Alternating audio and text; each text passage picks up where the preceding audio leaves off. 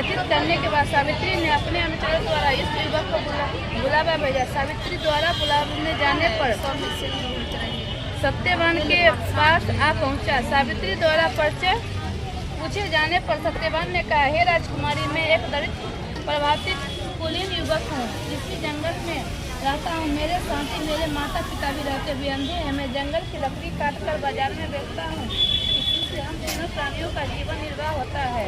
मेरा नाम सत्यवान है। आप कहिए मैं आपकी क्या सेवा करूँ?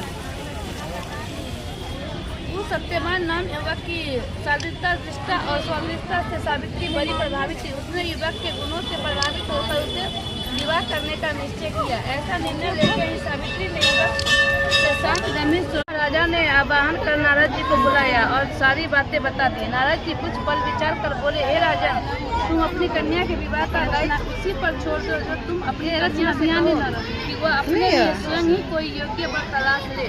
तुम्हारी कन्या इसी वक्त को अपने भावी पति के रूप में तुम्हारे सामने प्रस्तुत करे। तुम उसी के साथ अपनी कन्या का संपूर्ण शास्त्रों विधि से विवाह कर दो। राजा ने अपनी कन्या सावित्री को बुलाया और नारद जी की बातें बताकर पूछा, हे पुत्री सावित्री, तुम कहो तुम्हारा क्या विचार है? सावित्री बोली, है पिताजी, मैं नारद जी के आदेश का प्रसन्नतापूर्वक पालन करूंगी। राजा को खूब स्वतंत्रता प्राप्त हुई।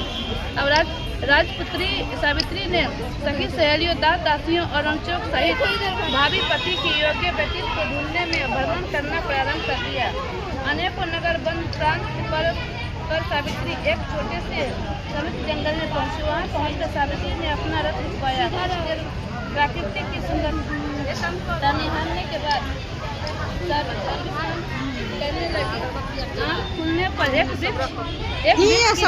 समय अगरबत्ती जला दे, बोलने नहीं जा। एक सुंदर परिवेश